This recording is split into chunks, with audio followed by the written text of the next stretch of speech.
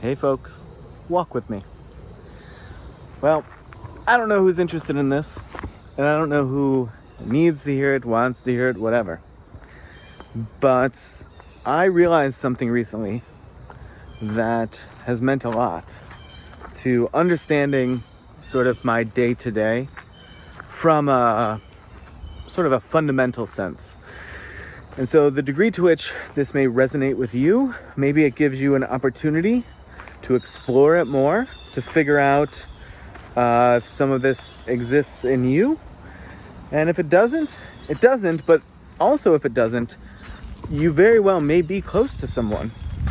A partner, a spouse, a child, a parent, who this does sort of pertain to. And maybe it will help you deal with them, interact with them, or find a way to discuss this with them. You can send them this video maybe. But what I came to realize maybe a couple of months ago, and this is all a work in progress, so keep that in mind. This isn't a spooky knowledge kind of thing, like I had a moment of enlightenment and now I'm whatever. No. This is the opening foray into something more. But in any case, I realized that I walk around day in, day out, noon till night, morning till night, whatever the saying is. I walk around in panic mode, meaning I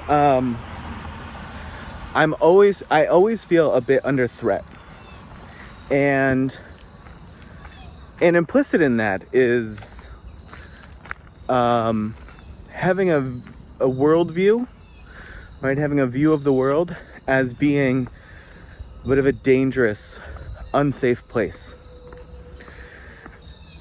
And I don't say this for sympathy or pity or whatever. This is just the reality. And if you don't feel this way, you probably have some folks in your life that do. And there can be many different reasons for this. I'm working through what my reasons are at the moment.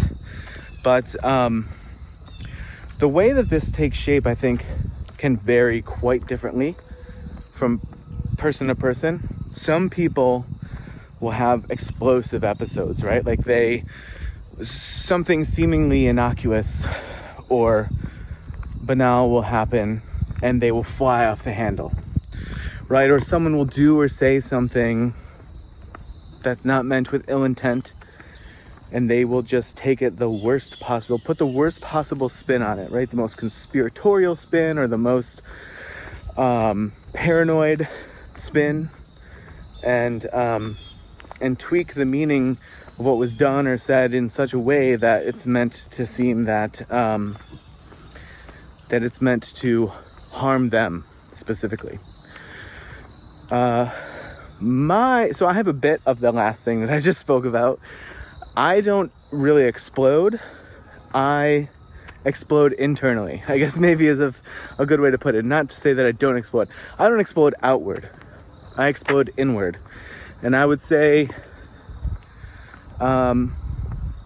if the topic of this video doesn't pertain to you, maybe consider people around you who seem calm, seem relatively well functioning, somewhat, I don't know, acceptable to society and the norms and the commonalities and what have you, the colloquialisms, because I am that. I present that way, but there is a never-ending battle inside that is constantly constructing these things, like I said, sort of some things that sort of lean into the realm of paranoia, right? Like everything is against me, everything bad is happening, and definitely I would say the most concrete underpinning that I have words that I can put to is this idea that the world is an unsafe place. I feel that always.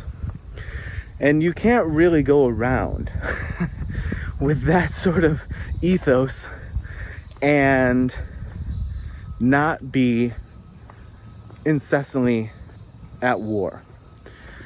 But some people, like myself, turn that all inward and keep it in. And, you know, there's some horrible paraphrase I'm going to do here, but Bill Burr, the comedian, has something about this where, you know, Irish people bottle up all of their emotions for 70 years and then they die. Right? And the joke there is that, like, yes, they just it all stays inside and never gets out. No one ever knows what they're thinking or actually feeling or anything, and they just that stuff kills them eventually, I think, is part of the joke. But also all of those things and all of those truisms and realities die with those people because they never share them. And I'm very much that. And it's if you are dealing with this, like I said, I don't know certainly what to tell you. I'm finding it very challenging, to be honest. There's an element of it that feels a little bit like you've been living a lie, because it's almost as though there's these unforeseen forces and programming and whatever that has dictated many or all of your inner dialogue and how you represent things in the world, how you interpret what other people do or say or what circumstances are. And it becomes sort of apparent how these are all very much tied to this nonstop feeling of panic and the way in which that distorts a lot of things. Or at least, even if it doesn't distort them, at a bare minimum, I would say it prevents you from seeing more options, more opportunities, right? So instead of saying, so-and-so said this thing to me, which seems odd because I think that I have a really good relationship with so-and-so, but that thing that they said to me makes me feel like they hate me and that they have it out for me. Sorry, I'm hoping this isn't going to get too loud. I'll try to speak up a little bit. Got a lawnmower going. But so instead of saying, I think I have a good relationship with this person, they seem like a good person, and I don't think that they would do anything or say anything to intentionally harm me, instead of saying that and saying, okay, so I feel like I'm misunderstanding what they're saying somehow, and maybe asking for clarification or, you know, whatever that next step is. In the chronically panicked mindset, that doesn't happen. You don't see those options. You don't see, oh, maybe there's an option that I'm just misunderstanding this, that I'm certainly not giving that person the benefit of the doubt, right? That's to me sort of a clear sign of having this sort of programming or mindset is like, no one gets the benefit of the doubt, including yourself, right? And so everyone is held to this like impossibly high standard, oftentimes requiring something along the lines of mind reading in order to seem sufficient to the chronically panicked person. And yeah, like I said, the hard thing is you hold the outside world to those standards, but you also hold yourself to those standards, so you're always disappointed in yourself as well, always discontented with anything, and certainly, in my case at least, feeling incapable, right? It's constant feeling of being incapable of overcoming challenges. And so if you combine being incapable with being constantly disappointed in yourself and feeling that the world is just inherently a scary place, an unsafe place, I mean, yeah, of course you're going to be 24/7 panicked, no matter what is happening. And the funny thing is, I'm just realizing this, but the funny thing is, I actually feel like I do, sorry, I was dropping the camera there. I actually feel that I do a pretty good job in actual challenging or like unsafe situations. Like if there's like high stakes, right? And there's like do or die moments. There's something in me that actually feels sort of most comfortable in that. I'm not sure exactly why that is, but that's not the point of this video. I'll make a future video about that if I figure it out.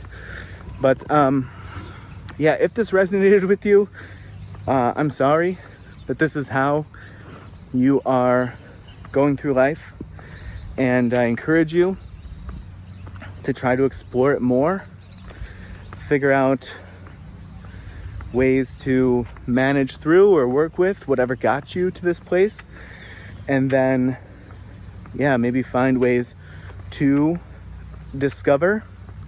uncover some other options or some off-ramps, some of these sort of pre-programmed thoughts and feelings. And if you don't feel that this applies to you, congratulations. It's good. But maybe just be aware that it might apply and might be felt very strongly, or actually probably what's more dangerous is not that it's felt strongly, but that it's felt but unknown. That's how I spent the greater part of my first 40 years of life. That I felt this immensely and I didn't realize it. Did not realize. And it's like a fish doesn't understand the feeling of water. It's that kind of idea. You know, you're so heavily entrenched in it and you steep in it for so long that you just think it's normal, and it's not. That sounds more punitive than I mean it to sound, or more degrading, but it's just to say, don't think that that's a way by which you maybe need to continue, that you can't, again, speaking of options, consider that there are other options, different ways to approach things, to see things, to frame things, to understand things, and maybe consider if an exploration of that could be helpful. All right, this is like a really weird tightrope walk between not wanting to pretend that I'm a mental health professional or something, but just at the same time sharing something that has had a big impact on me, in case it's relevant to anyone else. So I don't know if I did that well or not or whatever, but if you walked with me, 13 plus minutes are added to your step count or whatever. And hopefully you got to see some cool sights or some beautiful sights, or just got to move your body and enjoy moving your body. All right, folks, I will see you in the next video.